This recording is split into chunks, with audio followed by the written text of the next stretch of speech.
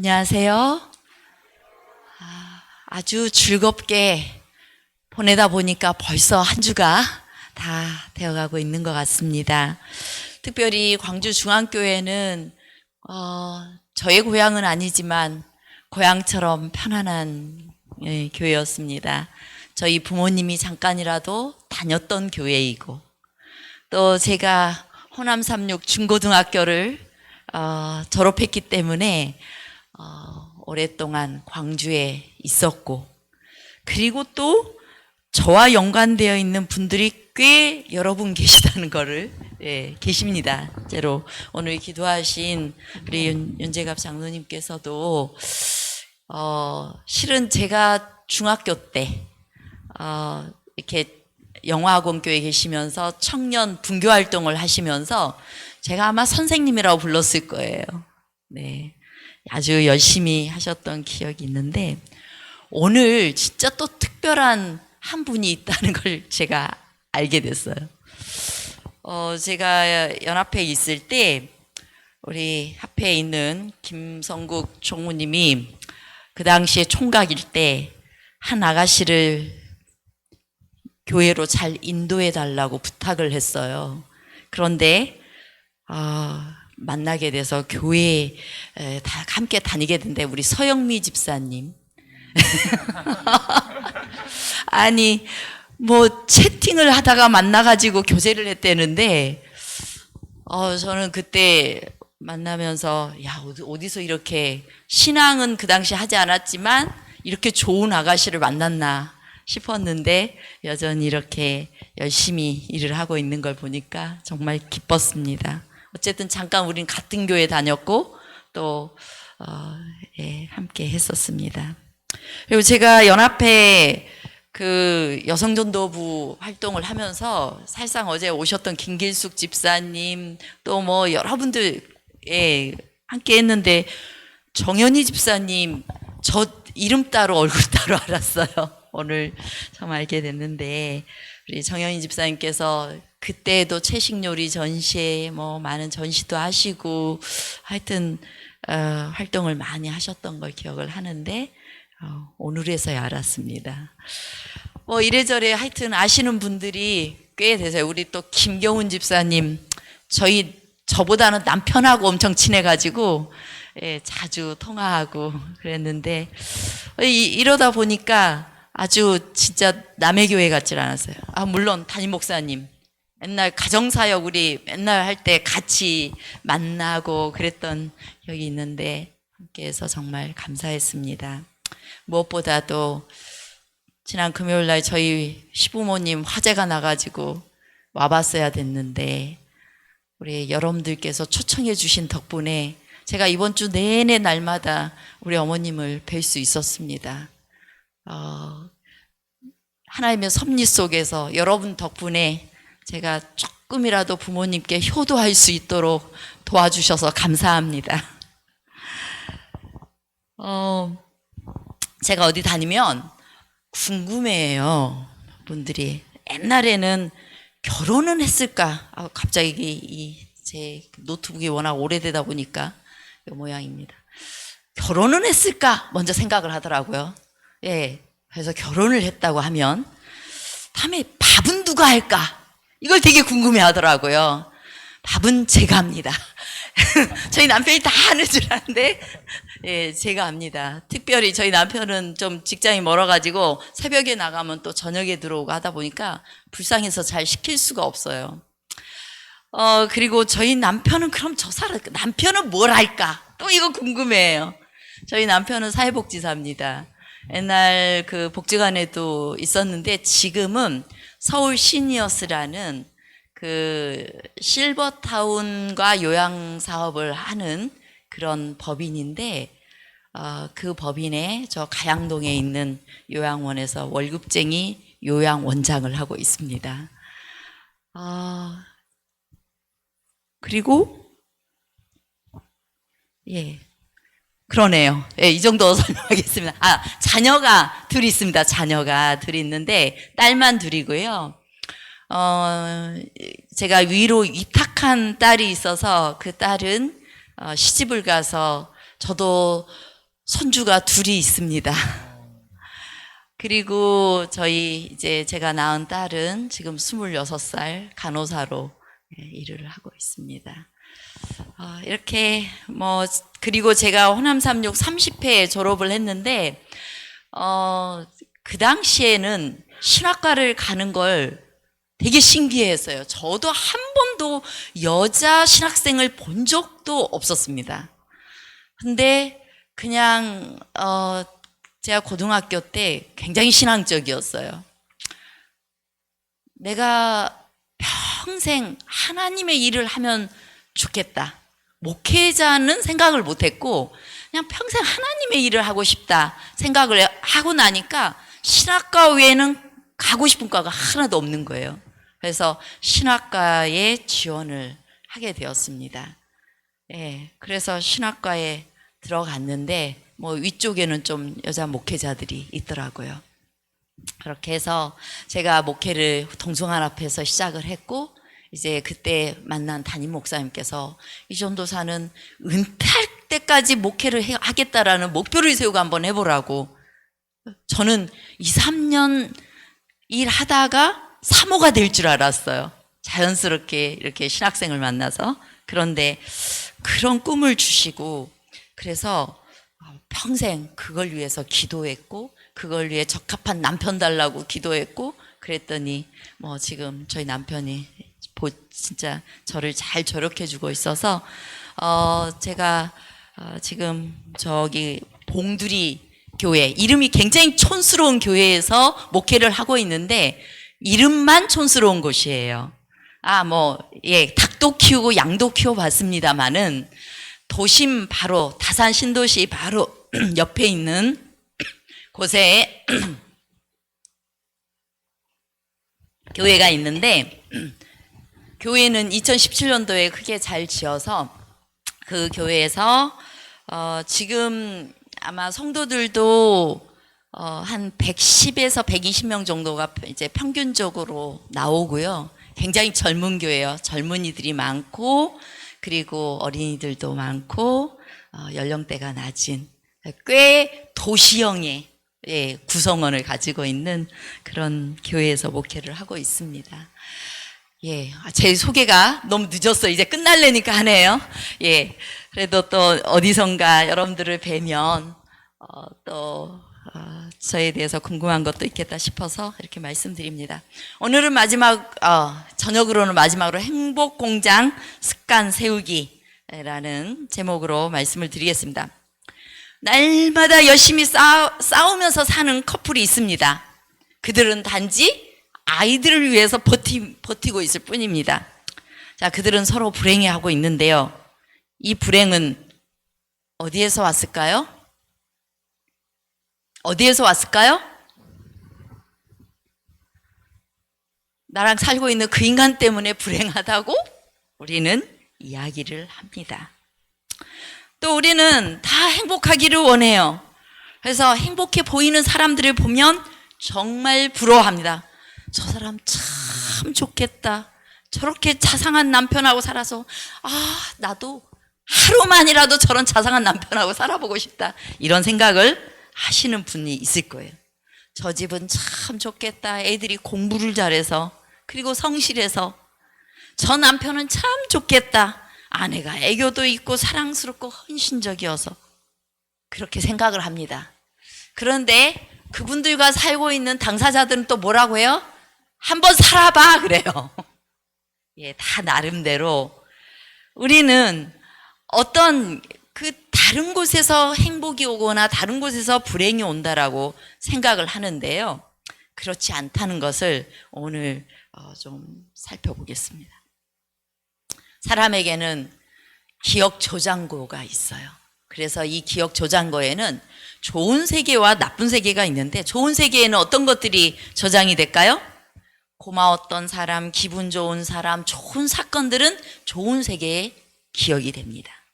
반면에 나쁜 세계에는 나를 화나게 했던 사람, 억울하게 했던 사람, 나쁜 사람, 상처 준 사람, 또 아팠던 일, 기분 나쁜 말, 싸웠던 거, 사기당했던 거 이런 것들이 이 나쁜 세계에 저장이 됩니다.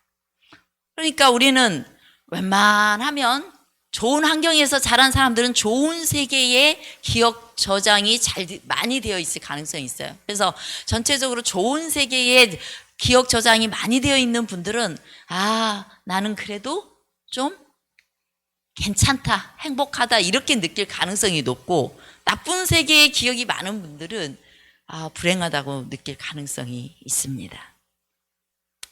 그런데 나쁜 세계의 기억이 많은 사람들은 절대로 행복할 수 없을까요?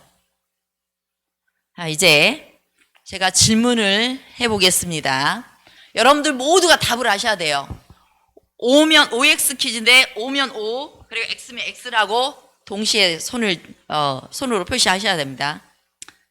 자, 나는 전화벨 소리가 울리니까 전화를 받는다. OX 하나 둘 셋 하면 다 들어주세요. 하나 둘 셋. 예. 다 오라 할 때 김경훈 집사님이 X라고 했습니다. 왜 X예요? 네? 보고받으니까 예, 가려서 받는다는 거예요. 그래서 어쨌든 얼떨결에 답을 맞췄습니다. X. 왜냐하면 전화벨이 울린다고 해서 다 받지는 않아요. 내가 받기로 선택한 겁니다. 전화벨이 울려서 내가 받기로 했기 때문에 받은 거예요. 자, 그럼 맥락에서 또 퀴즈 냅니다. 빨간 횡단보도에서 빨간 불이니까 길을 건너지 않았다. OX. 하나, 둘, 셋. 예, 이제 X가 몇 분들 조금 더 늘었어요. 예, 답도 X입니다. 빨간불이 있을 때 우리는 도덕에서 많이 배웠어요. 어릴 때부터 빨간불이면 건너지 않고 파란불일 때 건너요. 뭐 이렇게 배웠어요. 그래서 나도 모르게 그렇게 안 건너고 있을 뿐이지, 그러나 그 순간 안 건너는 그 행위 속에는 빨간불일 때는 안 걸어야 된다는 것이 내 기억 저장고 속에 있으면서 그렇게 하지 않기로 선택한 거예요. 근데 빨간불일 때 걷는 사람들이 있어요, 없어요? 있어요. 그거 보면 우린 분명히 알 수 있어요. 빨간불이어서 안 건너는 게 아니라 빨간불일 때 안 건너기로 선택했기 때문에 안 건너는 겁니다. 자, 이제 진짜 또 퀴즈 진짜 냅니다. 부부싸움을 했기 때문에 이불을 뒤집어 쓰고 누워있다. OX. 하나, 둘, 셋. 이제 대부분의 X를 들었는데 그런 와중에도 O라고 하시는 분도 계셔요. 자, 부부싸움을 하면은 무조건 이불 뒤집어 쓰고 누워 있습니까? 아니요. 이불 뒤집어 쓰고 누워 있기로 선택했기 때문에 그렇게 누워 있는 거예요. 안 하는 사람도 있다라는 것입니다. 그래서 X예요. 우리가 구체적으로 사람의 행동 원리를 좀 살펴보겠습니다. 자동차 바퀴가 움직여서 이렇게 방향이 쫙 정해지고 행동으로 움직여지듯이 우리 인생도 자동차 바퀴처럼 우리의 행동이 이 어떤 삶의 방향이 쫙 뭔가 흘러가는데 거기에는 4개의 바퀴가 있어요. 4가지 요소가 있어요. 삶의 방향이 흐르는데 아주 중요한 4바퀴가 있다는 것입니다. 그게 뭐냐면 앞바퀴에는 행동 그리고 생각이라는 바퀴가 있어요. 그리고 뒷바퀴에는 감정과 생리적 반응이라는 바퀴가 있습니다. 우리가 보통 억울한 일이 생겼을 때 생리적으로는 막 갑자기 여러분 막 억울해. 갑자기. 그럼 생리적으로는 어떻게 반응하죠? 그 당시 막 억울하면 얼굴이 푸가하고 얼굴이 빨개지면서 심장박동이 막 빨리 뛰어요. 그럴 때 우리는 막 열받아가지고 나도 저 사람 아프게 할 거야 해서 성질급한 다혈질은 한 방 때릴 수도 있고, 아니면 막 화를 낼 수도 있고, 아니면 참는 사람은 속에서 부글부글 하면서 언젠가는 소심하게 복수를 할 수도 있어요. 행동을 합니다. 그런데 이 생리적 반응과 행동 사이에는 또 다른 게 있어요. 그 사이에. 뭐가 있냐면, 생각에 정말 정말 나한테 실수했을 때 내가 얼마나 많이 참아줬는데 지가 나한테 어떻게 그럴 수 있어? 라는 생각을 하고 있을 수 있어요. 그리고 감정적으로는 억울함과 배신감과 화가 날 수 있어요. 그런데 제가 이 자동차를 그렸는데 자동차 앞에 행동과 사고라는 바퀴가 앞쪽에 있다는 걸 기억하시기 바랍니다. 자, 이럴 때 우리가 이제 여러분들 장례식장 가면은 누가 막 슬퍼가지고 막 울고 있으면 우리가 뭐라고 이래요? 그만 울어 이래요. 나는 그것처럼 멍청한 위로가 없다라고 생각을 해요. 그만 울으라고 해서 안 울어집니까? 슬픈데? 자, 보통 자동차가 전륜구동이에요? 후륜구동이에요? 전륜이죠? 전륜구동이에요. 자, 제가 여러분 슬퍼하지 마시고요. 슬퍼하지 마세요. 자, 감정 부분을 제가 건드려서 슬퍼하지 마세요 한다고 해서 안 슬퍼지지 않아요. 그죠? 자, 얼굴 빨개지지 마세요. 심장 뛰지 마세요. 심장 차분히 이러면 돼요, 안 돼요? 안 돼요. 요 뒷바퀴에 있는 거는 우리 마음대로 안 되는 거예요. 그래서 슬프다, 그다음에 밉다, 이런 감정은 뒷바퀴에 있어요. 우리 성경에 보면 누구를 미워하면 살인하는 자라고 말했잖아요. 근데 여러분 살인 몇 번씩 했어요? 어마어마하게 많이 했죠. 그런데 그 말씀의 의미를 잘 알아야 돼. 미운 감정이 올라올 때 그 말의 의미는 그것을 어떻게 처리하느냐의 문제가 있는 거예요. 그것을 계속 키우느냐 아니면 그냥 미움의 감정일 뿐이에요. 감정. 그래서 그걸 그대로 인정해 줘야 돼요. 그 감정도 없는 사람이 없어요. 나한테 잘못하는 사람은 싫은 감정이 그대로 있는 거예요. 인정부터 해줘야 되는 거예요. 싫은 감정, 슬픈 감정, 고통스러운 감정, 이거 다 똑같은 감정이에요. 그래서 이거는 내 마음대로 바꿀 수 있다, 없다? 없다. 절대 요 뒤에 거는 못 바꿉니다. 절대로. 자, 그런데 제가 여러분에게, 지금 여러분들이 기분이 많이 다운되어 있고 지금 많이 속상하고 억울하죠. 근데 지금 억울한 마음을 그냥 확 풀어볼 겸 소리 한번 확 질러봅시다 하면 여러분 하고 질를 수 있어요, 없어요? 있죠? 그건 행동이에요. 질러봅시다 하는 거는 행동입니다. 우리 그냥 기분 전환 겸 그냥 운동장 한 바퀴 돌고 옵시다. 할 수 있어요, 없어요? 기분이 아무리 나빠도 그거 할 수 있는 거예요. 그 다음에 여러분 지금 너무 속상하고 그러긴 하지만은 잠깐 생각을 잠깐 멈추고 그냥 이렇게 생각을 바꾸기 위해서 우리 바람이라도 좀 쐬고 옵시다. 해서 바람 쐬면서 그 다음에 좋았던 기억들 떠올리고 또 나에게 좋았던 사람도 좀 떠올려보고 이렇게 생각을 바꿀 수는 있어요, 없어요? 바꿀 수 있어요. 그래서 이 행동이라는 바퀴와 생각이라는 바퀴가 전환이 되면 얘네가 가는 방향대로 뒤에 생리적 반응과 감정이 따라오는 것입니다. 근데 요 앞에 행동과 생각을 전환하지 않고 그냥 그대로 부정적인 생각에 그대로 두면, 부정적인 행동 방식으로 그대로 해버리면 사람들이 그래요. 나는 성격이 원래 다혈질이어서 깨 부수고 나서 뭔가를 하는 사람이 있어요. 그거는 핑계예요. 실은 다혈질도 자기를 제어하고 깨부수지 않고 다르게 할 수 있어요. 근데 안 하기로 하는 거예요. 다혈질이라고 핑계 대면서. 그래서 이 앞바퀴를 바꿔주면 뒷바퀴가 자동으로 따라갈 수 있다. 그래서 뒷바퀴에 막 빨간불이 켜졌을 때는 얼른 바꿀 수 있는 게, 우리가 할 수 있는 게 행동과 생각 스위치를 탁 바꿔주는 것이다. 그 부분이에요. 그래서 사람들이 긍정적으로 생각해라, 긍정적으로 행동해라, 이렇게 계속 이야기하는 거예요. 그런데 긍정적으로 생각하고 긍정적으로 행동하는 건요, 습관이에요.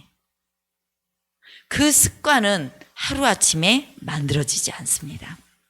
웃음 치료사들이 많이 하는 말이 이런 말이 있어요. 왜 갑자기 목통이 됐네?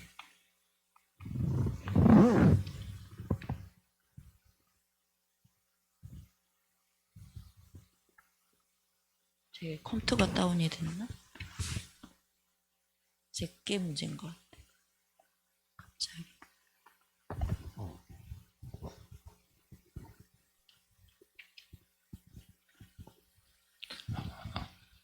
제게 갑자기 다운이. 예, 찬미 하나 부르겠습니다. 안 넘어가. 지혜야.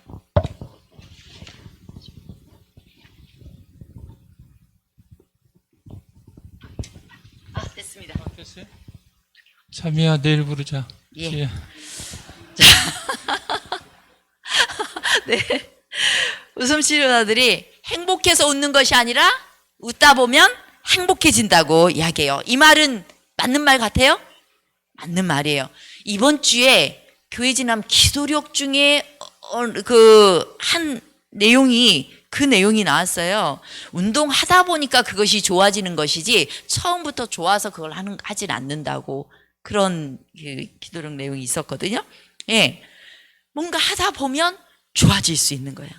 옛날 TV 프로그램을 진행하던 뽀빠이 이상용 씨가 어느 날 전남 곡성에 107세 된 할아버지를 만나서 인터뷰를 하게 되었어요. 할아버지, 장수 비결이 뭐예요? 아, 이 사람은 할아버지가 뭐야? 나 형님이라고 불러. 아, 형님 죄송합니다. 형님, 오래 산 비결이 뭐예요? 비결은 무슨, 안 죽으니까 오래 살았지. 이 질문마다 웃음을 만들어내셨어요. 이상용 씨가 웃으면서 질문을 합니다. 형님, 근데 살다가 미운 사람도 많았을 텐데 스트레스도 많았을 텐데 그걸 다 어떻게 참고 살았어요? 미운 사람도 있긴 있었지. 근데 그냥 냅뒀어. 그랬더니 지들이 알아서 80, 90살 돼도 다 죽던데 뭐. 화내지 마. 그냥 즐겁게 오래 살면 돼. 즐겁게 오래 살면 돼. 그냥 화날 땐 웃어버려. 이렇게 이야기를 하더래요. 너무 멋지죠? 예. 이 할아버지는 유머와 낙관적인 생각과 긍정적인 말과 행동이라는 습관이 몸에 배어 있는 것 같아요. 우리 목사님도 같이 다니면서 맨날 웃긴 이야기를 많이 하시더라고요. 근데 성격 유형으로 보면 저랑 똑같아요. 굉장히 진지한 형이거든요, 원래는. 근데 진지한 형이 이 정도로 웃기려면 엄청 노력했겠다 싶은데, 너무 이렇게 유머러스하게 사시려고 노력하시더라고요. 우리 실물 교훈에 이런 말씀이 있습니다. 읽어주시겠어요? 혹시? 행동이 반복되면 습관이 되고 습관은 품성을 이루게 되어 그 품성으로 말미암아 우리의 한세적인 또는 영원한 운명이 결정된다. 네, 제가 지금 말하고 있는 게 심리학에서만 나온 게 아니에요. 그냥 인간을 가장 잘 아시는 우리 하나님. 저는 우리 하나님을 최고의 인본주의자라고 생각을 해요. 실은 인본주의자는 신본주의하고 반대되는 개념이에요. 그래서 악하기도 해요. 그런데 우리 하나님에게 있어서 하나님 편에서는 가장 큰 관심의 대상자가 누구예요? 인간이에요. 인간 중심이에요. 하나님께서. 그래서 하나님은 인간을 잘 아시는데 인간에 대해서 말씀 속에 많이 집어넣어놨어요. 제가 신학을 공부할 때 이걸 교수님들이 잘 안 가르쳐 줬어요. 그래서 저는 하나님에 대해서만 막 알면 되는 줄 알았어요. 근데 나중에 이 가정사역을 하면서 인간에 대한 상담 공부와 이런 걸 다 하고 나니까 충격을 받았어요. 인간은 하나님이 만드신 존재이고, 그리고 그걸 공부하고 나서 하나님의 말씀을 보니까 그 말씀 속에 다 있는 것들이에요. 말씀 속에 다 있는데 그것을 조금 더 인간들이 알기 쉽게 풀어놓았더라고요. 다 있는 말이에요. 우리가 우리의 행동들을 바꾸어가지고 자꾸 좋은 습관을 만들어라. 그럼 너의 품성이 된다, 삶이 된다는 거예요. 우리가 행복하게 살 수 있는 습관, 그것을 우리가 오늘 좀 찾아보려고 하는 거잖아요. 그걸 찾으면 우리의 삶이 돼요. 우리의 품성이 되는 거예요. 자, 우리 그렇게 되기 위해서는 제일 중요한 게 말하는 습관이에요. 말하는 습관, 행동하는 습관, 또 생각하는 습관을 우리가 훈련해 볼 필요가 있는 것입니다. 자, 지금 오늘은 제가 말하는 습관을 좀 잠깐 이야기해 보고 싶어요. 우리가 정 떨어지게 말하는 사람도 있어요. 정 떨어지게 말하는 사람. 어떤 사람들이 어떻게 정 떨어지게 말해요? 같은 말을 해도? 응? 어떤 때 정 떨어져요? 예, 답을 안 하시니까 요렇게 말하면 그렇게만 해봐. 내가 가만 안 둬. 그거 내가 다 해봤는데 그건 이렇게 해야 돼. 내 말 따라. 나 때는 그렇게 말하는 사람들이에요. 무조건 용서해. 지는 게 이기는 거야. 네가 양보하면 되잖아. 이럴 때 기분 좋아요, 안 좋아요? 그 사람하고는 말하기 싫어. 나 막 화나 있는데 무조건 용서해. 굉장히 많은 그리스도인들이 이렇게 권면합니다. 해결 방법 제시하고 충고하고. 그럼 그렇지. 당신 하는 일이 다 그렇지. 웃기고 있네. 잘한다. 조롱하고. 그거 누가 시켰어? 왜 그렇게 했는데? 따지기 잘하고.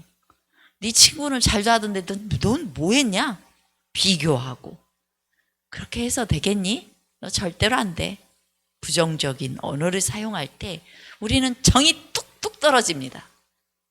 여러분들의 말하는 습관이 어떤지 한번 살펴보시기 바래요. 그런데 이거를 좀 정 안 떨어지게 하는 방식으로 좀 바꿔볼 수 있을까요? 자, 제가 이제 똑같은 말 그대로 적어놨습니다. 그런데 명령 대신 정 안 떨어지게 말하려면 부탁을 해보는 거예요. 그렇게 해! 라는 말을.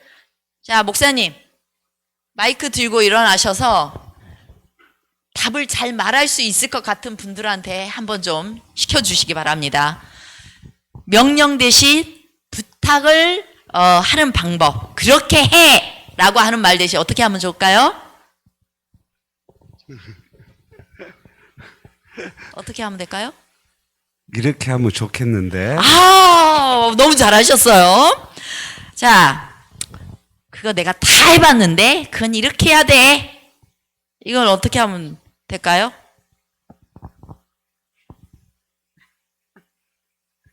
그거를 바램으로 한번 표현해 보세요. 이렇게 한번 해보면 좋겠습니다. 어쩜 그렇게 정답을 말하세요? 이렇게 하면 더 좋을 것 같아요. 네. 그 다음에 무조건 용서해. 지는 게 이기는 거야. 네가 양보하면 되잖아. 이걸 좀 조언으로 하면 좋을 것 같아. 조언. 해결 방법을 제시하는 것보다는 조언. 어떻게 하면 좋을까요?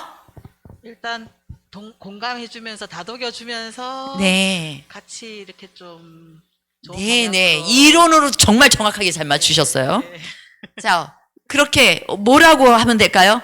그 생각도 참 일리가 있네요. 그런데 이런 생각도 한번 해봤어요. 나를 그냥 이야기해봐. 내 생각 이렇게도 한번 생각해봤어요. 라고 하면 기분 하나도 안 나빠요. 자, 그 다음에 비난 대신 칭찬으로 할 수 있어요. 어떻게 하면 좋을까요? 그럼 그렇지. 당신 하는 일 다 그렇지. 뭐 이런 부분을 어떻게 바꿔보면 좋을까요? 좀 어려운 거 걸렸어요.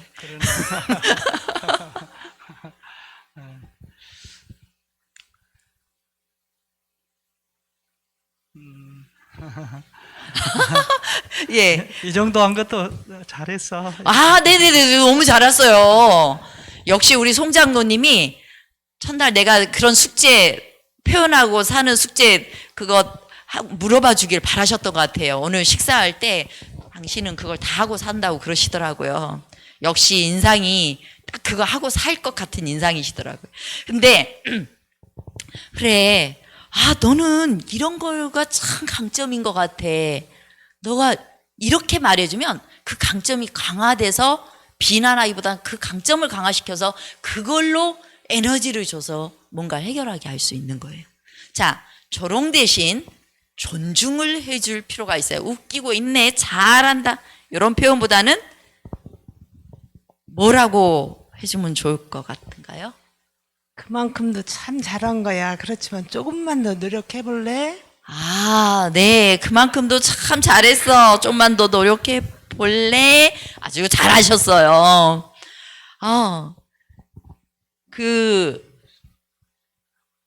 우리가 웃기고 있네, 잘한다였죠? 네. 그래요. 난 널 믿어. 너가 그렇게 할 수 있으리라고 믿어. 이렇게 그냥 존중해 주는 거예요. 조금 좀 의심쩍어도 난 네가 해낼 수 있으리라고 믿어. 더 이상 말하지 않는 거예요. 그다음에 따지기 대신에 질문을 해볼 수 있을 것 같아요. 그거 누가 시켰어? 왜 그렇게 했는데? 말대 어떻게 하면 좋을까요? 마이크 드신 분? 굉장히 어려운 걸 지금 청년한테 시킨 것 같습니다. 네. 왜 그렇게 했는지 알려주면 안 될까? 너무 잘해. 박수 한번 쳐주세요. 네. 어떻게 된 상황인지 조금 더 설명해 줄 수 있을까요? 이렇게 말하면 되는 것입니다. 그다음에 비교하는 것 대신에 강점 말하기를 해주는 것이 좋다. 자, 어떻게 하면 좋겠어요? 너는 이걸 더 잘할 수 있을 것 같은데? 오, 내가 볼 때 너는 이걸 참 잘해. 잘하셨습니다. 야, 대단하신데요? 이제 부정적인 언어를 수용적인 언어로 바꿔주면 그렇게 해서 되겠니? 절대로 안 돼. 그 말 어떻게 하면 좋겠어요?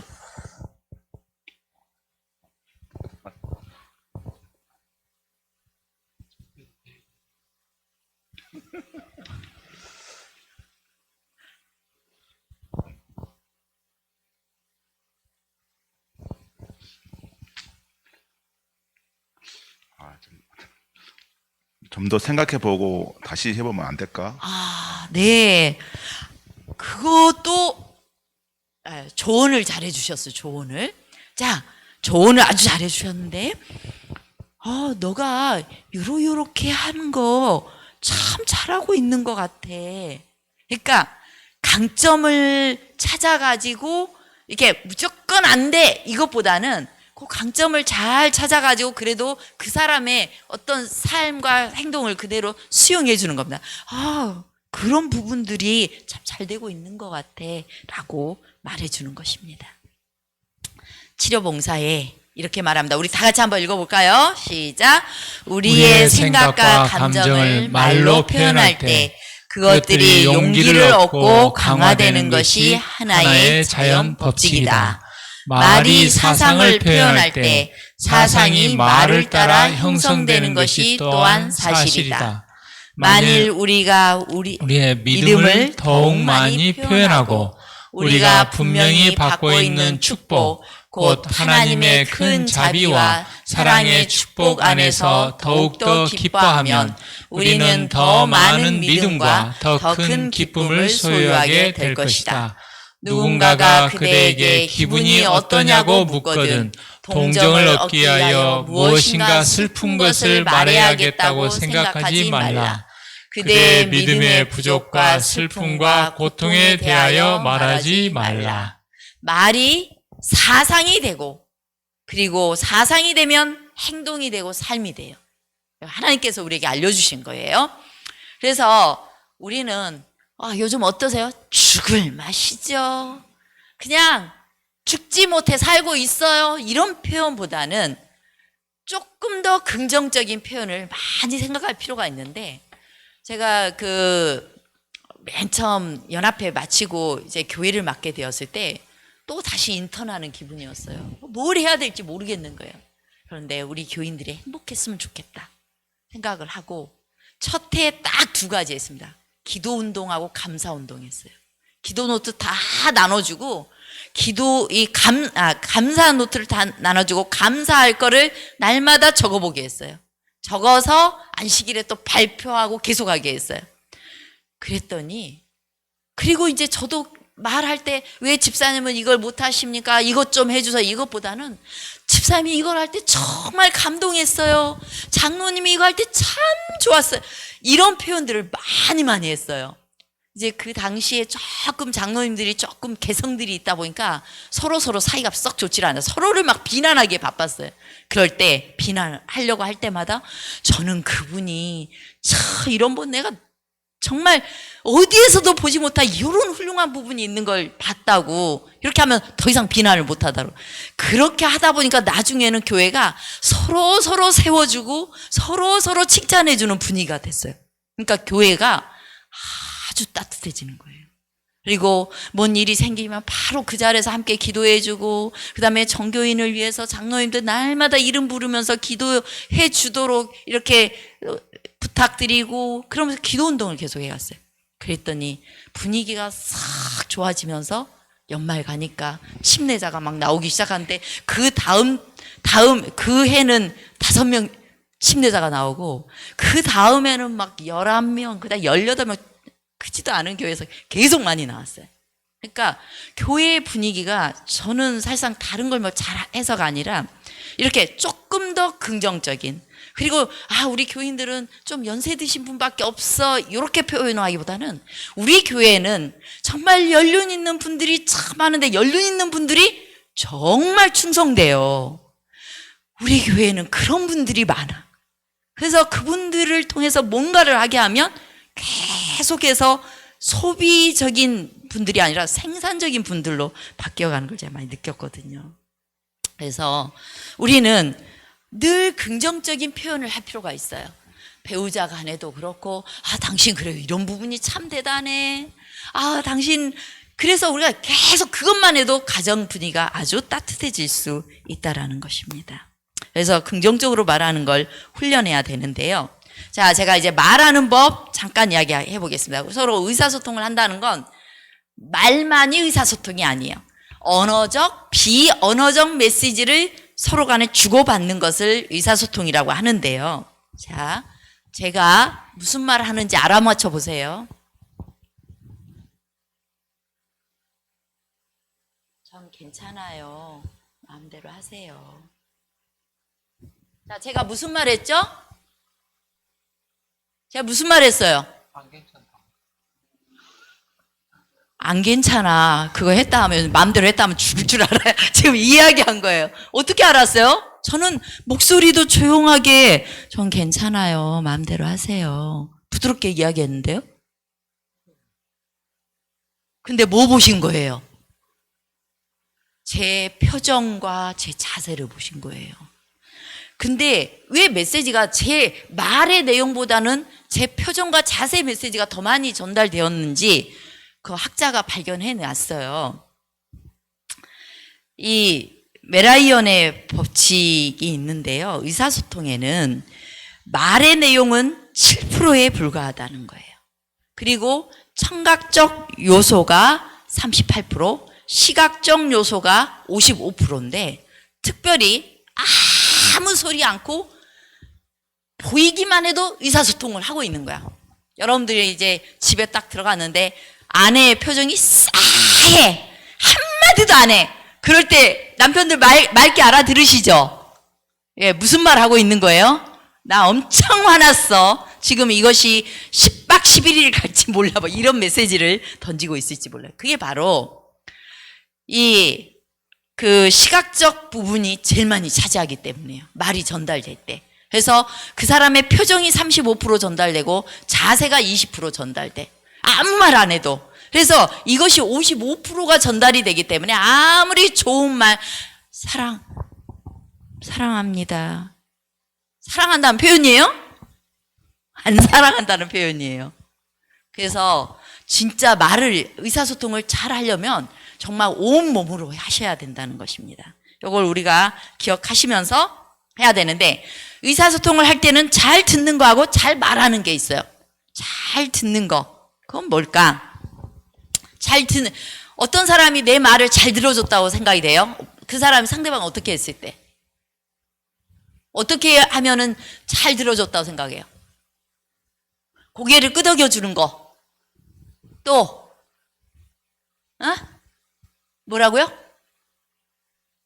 그냥 막 이렇게 들어요. 그리고 다른 일 막 하고 있으면 잘 들어주고 있다고 생각돼요? 안 돼요? 안 돼요. 자, 잘 들어주고 있다고 느끼게 하려면은 이렇게 해줘야 돼요. 적극적으로 들어줘야 돼요. 적극적으로 듣는, 지금 여러분들이 저 설교 듣듯이 적극적으로 들어주면 돼. 고개를 끄덕이고, 그 다음에 또 눈은 마주쳐줘야 되는 것입니다. 그리고 그 사람 말 탁탁 끊으면 들어주는 거예요? 우리는 보통 정직하게 그 사람이 말하고 있을 때 내가 할 말 생각하고 있어요. 그래서 기억 못해. 제가 이거 시간이 없어서 그 훈련을 잘 못하는데 그 사람을 그대로 공감해 주는 게 얼마나 어려운 일인지 몰라요. 이거 훈련해야 돼요. 그래서 최대한 말 줄이고 그 사람이 말할 때는 그랬습니다. 다 마침표 찍을 때까지는 묵묵히 들어준다. 그리고 고개를 끄덕여 준다. 그리고 마음의 소리를 들어준다. 내 부모님이 걱정돼요 할 때 걱정되는구나. 요거까지는 마음의 소리를 완전히 들은 게 아니에요. 걱정되는군요. 공감까지는 해주는데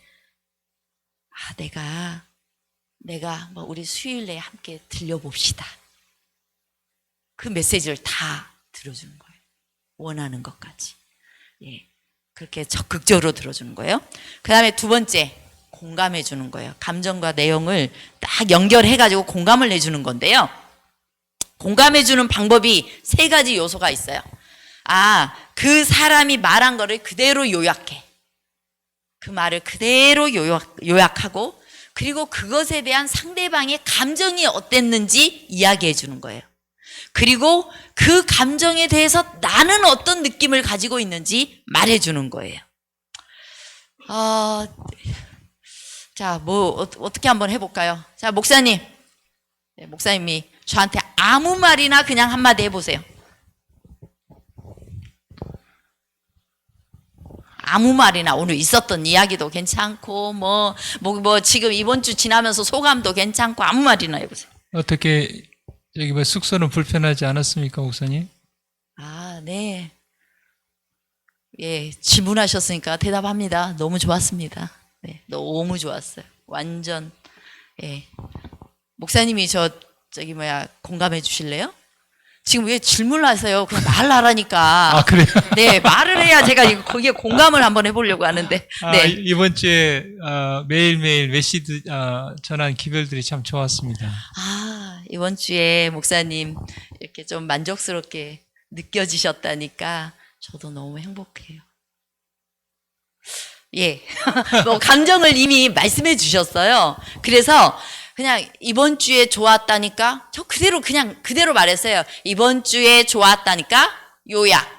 그리고 이번 주에 한 것들이 좋았다니까 상대방의 마음. 그리고 저도 행복합니다. 감사합니다. 이렇게 간단해요. 실은. 근데 요 세 가지를 늘 기억하는 거예요. 우리 집에 오늘 강아지를 봤는데 그 강아지가 그냥 길을 가다가 그냥 차 앞에서 막 서가지고 아슬아슬 했다니까. 목사님 공감 한번 해주세요. 다행이네요. 아슬아슬 했다니까. 진짜. 네, 감사합니다. 자, 이럴 때 공감해주면 어떻게 하면 좋겠어요? 어머, 놀랬겠네. 괜찮아요? 당신 그때 얼마나 놀랬을까 걱정되네요. 이렇게 표현해주는. 자, 강아지가 차에 뛰어든 순간 얼마나 놀랬어요? 정말 아찔했겠다. 얼마나 그때 얼마나 아찔했을까 생각하면 내가 다 심장이 떨리네. 이렇게 하는 거예요. 야, 이게 진짜 공감이에요. 그 사람이 말했던 거를 잘 기억해서 간단하게 요약, 그리고 그 사람이 그때 느꼈을 감정, 그리고 내 감정을 말해 주는 것입니다. 자, 실습 한번 해볼까요? 이제 야근이 잦아 늦게 들어온 남편에게 아내가 짜증을 냅니다. 왜 이렇게 늦어요? 당신 이번 주에 몇 번이나 제 시간에 퇴근했는지 알아요? 회사 일은 자기 혼자 다 해요? 자, 이 말에 대해서 공감 잘해주기. 자, 실습해 보겠습니다. 자, 이 말에 대해서 공감을 좀 해보겠다. 손 들어보세요. 워낙 우수한 학생들이시기 때문에 잘할 수 있을 것 같아요. 목사님이 잘할 수 있을 것 같은 분에게 마이크를. 손을 안 김경희 집사님 잘할 것 같아요. 네.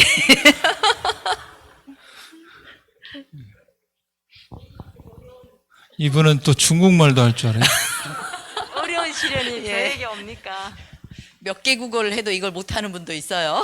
네. 해보세요. 왜 이렇게 늦어요? 자, 방금 전에 했던 거 기억하세요? 그 사람의 거 사건 요약, 그리고 그 사람이 느꼈을 감정, 그리고 나의 감정을 이야기해 주는 거예요. 아이고 어떻게 해야지?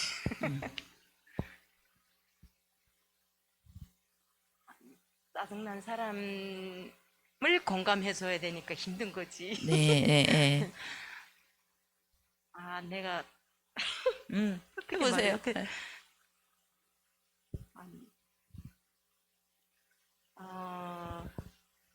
오늘도 늦게 와서 힘들었구나. 매일 더 여러 번 늦게 와서 더 힘들었구나. 회사 일을 나 혼자 하는 게 아니라 내가 좀 하느라고 늦었어. 다음에는 일찍이 오도록 노력해 볼게. 당신 너무 화내지 마라. 네, 잘하셨어요. 잘하셨습니다.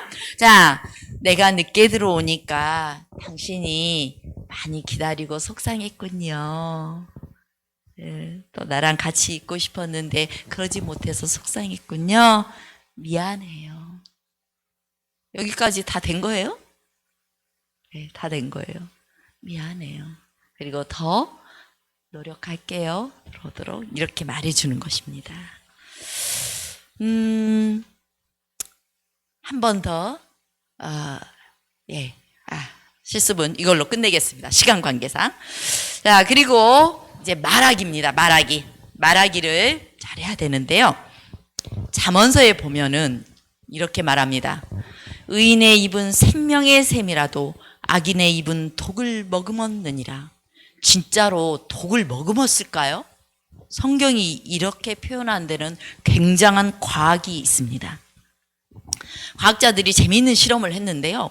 부부싸움을 아주 악에 받쳐서 실컷 한 그 사람의 입김을 가지고 입김을 모아서 실험을 했는데 독극물 실험을 했더니 놀랍게도 코브라 독보다도 더 강한 맹독성 물질이 나왔대요. 그런데 이제 어떤 한 사람을 데려다가 타액 검사를 해봤는데 그 사람 평소에는 이상이 없었는데 칸막이 속에 가둬둔 채 약을 살살 올렸대요. 신경질을 엄청 부리게 하고 난 뒤에 타액 검사를 딱 했더니 황소 수십 마리 즉사시킬 수 있을 만큼의 독극물이 검출됐대요. 실제로. 그런데 또 사람을 즐겁게 웃고 난 후에 그 사람의 뇌를 조사해 봤더니 놀랍게도 독성을 다 중화시키기도 남을 웬만한 암세포라도 다 죽일 수 있는 호르몬을 다량 분비했다고 합니다. 그러니까 긍정적으로 생각하는 건 남 좋으라고 하는 것이 아니라 누구 좋으라고 하는 거다? 나 좋으라고 하는 거다. 예. 자, 그러면 말도 잘하는 걸 한번 해보겠습니다. 말 잘하려면 나 전달법을 많이 사용해야 돼. 우리는 보통 너 전달법을 많이 써요. 아이고, 당신은 맨날 결혼기념일 한 번도 제대로 기억한 때가 없었어. 어떻게 그럴 수 있어요? 당신 도대체 뭐야? 이게 바로 너 전달법이야. 너가 문제야. 너가 어째서 이렇게 하는 걸 너 전달법이라고 해요. 하지만 나 전달법은 나를 상대방에게 전달하는 건데요. 이 나 전달법도 하는 것도 또 세 가지 요소가 있어요. 그 사람이 문제가 되는 행동, 그거를 또 그대로 요약해 주는 거예요. 그 행동이 무엇인지. 그 행동이 나에게는 어떤 영향을 느끼는지, 그리고 내 감정이 어떤지를 말해 주는 거예요. 그냥 그렇게. 자, 실습해 보겠습니다. 결혼 기념일을 잊어버린 배우자에게 화가 났습니다. 그럼 그렇지, 그럴 줄 알았어. 당신이 언제 내 생일 한번 챙겨본 적 있어? 응? 오늘도 똑같이 결혼 기념일 이렇게 말을 했어요. 근데 이거를 나전달법으로 그 사람의 행동을 요약하고 나에게 미치는 그 행동이 나에게 미치는 영향이 무엇인지 말해주고 그리고 내 감정이 어떤지를 말해주는 거예요. 자, 나전달법. 목사님이 제일 많이 공부했으니까 목사님이 한번 해보겠습니다. 아, 나는 결혼 기념일 잘 챙기는데. 아, 네. 아, 당신이 결혼 기념일을 자주 잊어버리니까 그것이 나한테 문제가 되고 서운한 마음이 들어요. 올해 12월 6일이 내 생일이니까 그때는 꼭 네, 챙겨줬으면 선물 좋겠어요. 하나 챙겨주면 좋겠어요. 아우, 잘하셨어요, 목사님. 역시 공부가 허지로 돌아가지 않으셨습니다. 12월 6일입니다. 예, 자, 나전달법에는 맨 마지막에는 내가 원하는 바를 실제적으로 전달해 주는 것까지 포함될 때가 있어요. 당신이 결혼 기념일을 이렇게 잊어버리고 그냥 지나가니까, 내가 조금 우울하기도 하고, 또 조금 상처를 받아요. 당신에게 내가 중요하지 않은 사람인가 보다라고 생각이 되어서 상처를 받게 되네요. 당신과 함께 시간을 보내기를 기대했는데 우리 내일이라도 함께 시간을 보냈으면 좋겠어요 라고 하든지 오늘 확 삐져가지고 몇 날 며칠 가면 안 돼요. 그렇게 표현해야 되는 것입니다. 자, 그렇게 나전달을 하는데 나전달 하면은 보통 꼭 안 좋은 거 화났을 때 나전달로 하면 잘 되리라고 생각하는데 꼬박꼬박 나전달 하면은 상대방 열받아요. 당신이 이렇게 하니까 당신이 집에 와가지고 청소도 안 해주고 그러니까 나 혼자 식모인가 하는 생각이 들어가지고 난 속상해. 아유, 당신이 와가지고 컴퓨터 앞에만 앉아 있으니까 나 혼자서만 뭐 이렇게 일을 해야 되나 이런 생각이 들어서 억울해. 아유, 당신이 이렇게 하니까 지금 굉장히 나전달법으로 하고 있는데 그 말을 계속 듣고 있는 사람 기분 좋겠어요? 안 좋겠어요? 이럴 때 제가 맨 처음에 이야기했던 5대1 법칙을 기억해야 돼요. 나전달법에도 세 가지가 있어요. 직면하는 나전달법. 이제 금방 훈련한 게 직면하는 나전달법. 부정적인. 당신이 이렇게 하니까 내가 속상했어. 뭐 이런 식으로 하는 거. 그런데 예방 나전달법이 있어요. 여보, 이제 결혼기념일이 열흘 남았는데 그 날에는 당신이랑 가서 저 무등산 어디 분위기 좋은 곳에 가서 차도 마시고 근사하게 보내고 싶어. 나전달했어요? 예, 예방 나전달이에요, 이게. 조금 배우자가 센스가 없으면 예방 나전달법을 사용해서 직접적으로 표현하세요. 그 다음에 칭찬과 격려 나전달법이 있어요. 당신이 집에 와서 그러니까 온종일 일하고 나서 피곤할 텐데 집에 와서 쓰레기 봉투도 버려주고 이렇게 청소해 주니까 내가 완전 감동해서 고마워요. 이거 칭찬 격려 나전달법이에요. 그런데 제가 존 고트만 박사의 5대1 법칙 이야기했죠? 5개 정립해 놓지 않으면 하나 나전달법으로 당신이 그렇게 못 해주니까 나 너무 속상해서 이런 표현 하나 할 때 5개 다 까먹는다고. 그러니까 우리가 평소에 우리의 삶에서 계속해서 긍정 또 칭찬, 격려의 나전달을 계속 해줘야 된다는 거예요. 그걸 계속 하다가 속상한 거 있으면 한번 딱 저축 많이 해놨다가 그 다음에 한 번 하면 그때 그래도 서로 받아들여 줄 수 있다라는 것입니다. 제가 뭐 조금 긍정적인 습관 세우기는 좀 지나가고요. 성공한 패턴 만들기를 좀 말씀드리고 싶어요. 우리는 작은 것에서부터 작은 행동 하나, 작은 말 하나가 습관이 되고 품성이 된다고 했잖아요. 그러면 작은 거 하나에서부터 성공을 해야 되는 것입니다. 그 성공을 하기 위해서 어떤 우리 부모 교육에서 많이 하죠. 50점 받던 아이가 있는데 너 이번에 100점 맞으면 내가 자전거 사줄게. 많은 부모님들이 이렇게 이야기를 해요. 잘할 수 없어요. 그런데 이 아이가 함께 목표를 정해보는 거예요. 60점까지 목표를 아이가 정했다면 너 할 수 있으리라고 믿어. 그리고 기다려주는 거예요. 그런데 이 아이가 60점을 맞아오면 정말 100점 맞은 것처럼 말해준 거예요. 정말 잘했어. 내가 감동했다. 너 해낼 줄 알았어. 이렇게 하다 보면 다음 목표를 향해서 가다 보면 이 성공 패턴이 만들어져서 100점도 쉽게 할 수가 있는 거예요. 우리 남편 평생 표현 한마디 못하는 사람이라고 그렇게 낙인 찍어버리지 말고 어느 날 남편이 용기를 내서 뭔가 하나를 하면 당신이 그렇게 해줘 너무너무 고마워요. 행복해. 이렇게 표현해 주라는 거예요. 그러면 그 다음 그 행동이 강화될 수 있다는 것입니다. 또 우리의 행동도 마찬가지예요. 우리가 이 성장 자체를 목표로 할 필요가 있는데요. 20일 법칙이 있어요. 심리학에서 보통 어떤 것이 습관으로 자리 잡기 위해서는 21일간의 연습이 필요하다고 합니다. 생물학적으로 뇌에 새로운 습관을 만들기 위해서는 보통 14일에서 21일의 기간이 필요하기 때문이에요. 22일 법칙은 어쨌든 뭔가를 자기의 것으로 삼고자 하면 최소한 21번은 연습해야 돼. 나는 조금 평소에 비난하거나 해결 방식이나 충고하고 조언하는 방식으로만 내 입에 말하는 습관이 되어 있다면 이제는 좀 긍정적으로 변해봐야 돼요. 늘 그 사람을 인정해주고 그 사람을 믿어주고 이런 식으로 표현하는 걸 의도적으로 몇 번은 노력을 해야 된다? 21번 이상을 의도적으로 노력해야 된다.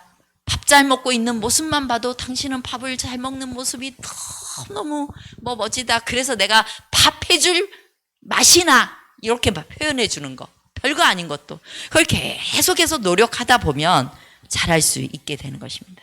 근데 우리가 습관을 바꾸기가 정말 어려워. 21번으로 안 되는 사람이 있어요. 좀 둔한 사람이 있어요. 21번 노력했는데도 안 될 때는 100번의 법칙이 있어요. 100번. 100번의 법칙은 뭐냐면 어느 날 머리가 좀 영리하진 않은 것 같아요. 이렇게 감전장치를 두었는데 이 거머리가 막 거기를 이렇게 막 가더래요. 갔는데 전기에 찌릿 감전되면 깜짝 놀라서 돌아온대요. 근데 금세 잊어버리고 또 다시 막 거기를 향해 간대요. 그래서 또 놀래가지고 찌릿 그걸 몇 번 하냐? 100번을 하더래요. 100번. 100번을 하니까 멈추더래요. 그런데 놀랍게도 그 거머리가 새끼를 낳았는데 새끼들은 그 근처로 안 가더래요. 아주 중요한 거예요. 우리를 행복하게 하는 이 행동 습관을 내 세대에서 정말 100번의 꾸준한 노력을 통해서 하게 되면 내 다음 자손은 자연스럽게 돼. 전 그걸 경험했어요. 정말 천만 다행히도 저는 원래는 조금 비난하고 조언하고 이런 쪽이 더 강했는데 이렇게 가정사역을 하고 이런 공부를 하면서 많이 바꿨어요. 좀 더 칭찬하고 고맙다고 표현하고 이런 쪽으로 좀 더 노력을 했던 것 같아요. 그러면서 자식한테 더 쉬워. 그게 배우자보다 자식한테 더 쉽더라고요. 자식한테 그렇게 키우려고 했더니 우리 딸이 정말 그런 사람이 됐어요. 성품이 얼마나 좋은지, 그리고 사람에 대해서 정죄하거나 이런 거 없이 정말 이렇게 참 따뜻하고 속 깊고, 그리고 죄송해요. 제 아이를 이렇게 자랑해서 저는 가끔씩 저희 딸한테 엄마는 너가 부럽다. 나는 이렇게 지금도 여전히 실수하지만 이렇게 되기까지 엄청난 노력을 해서 겨우 요만큼인데 너는 그런 것들이 참 자연스럽게 되는 것 같아서 부럽다. 이렇게 이야기해요. 제가 말하고 싶은 것은 우리가 지금 100번의 노력을 100번의 긍정적으로 생각하고 긍정적으로 행동하기 위해서 우리 배우자, 가장 소중한 배우자에게, 내 가장 소중한 가족에게 그렇게 말하는 것을 의식적으로 노력하자. 그렇게 되면 우리의 다음 세대, 이 교회도 마찬가지예요. 교회 어른들이 늘 누군가를 칭찬해주고 지적하기보다는 격려하고 잘했다고 하고 괜찮다라고 말해주고 그렇게 먼저 하면, 그 다음에 요 젊은 사람들도 우리 교회가 너무 좋아서 계속 그렇게 하는 교회가 되는 것입니다. 저와 여러분들이 그런 교회가 되었으면 좋겠습니다. 자, 우리 마지막으로 읽고 마치겠습니다. 우리 함께 읽겠습니다. 그대는 시작. 그대는 그대가 원하는 대로 그대의 충동과 정서를 지배할 수 없다. 그러나 그대는 의지를 지배할 수 있고 그대의 생애에 완전한 변화를 이룰 수 있다. 그대의 의지를 그리스도께 굴복시키므로 그대의 생애는 그리스도와 함께 하나님 안에 감추어지고 모든 정사와 권세를 초월한 능력과 연합할 수 있다. 아멘. 우리의 감정과 우리의 정서, 생리적 반응과 우리의 감정, 우리가 절대로 바꿀 수 없다. 우리가 유일하게 할 수 있는 건 우리의 의지를 주님 앞에 굴복시킬 수 있다는 거예요. 우리의 생각을 예수님의 생각으로 바꿀 수 있도록 하나님께 드리는 거예요. 그리고 하나님의 생각을 받아들이는 거예요. 그렇게 할 때 하나님께서 우리의 내면에 있는 모든 악한 습관과 또 죄된 것들을 다 없이 해주시고 그리고 하나님의 그 초월적인 능력과 연합하여 행복한 삶으로 갈 수 있다는 거 여러분 기억하시고 하나님과 함께 하시기를 간절히 바라겠습니다. 기도하겠습니다.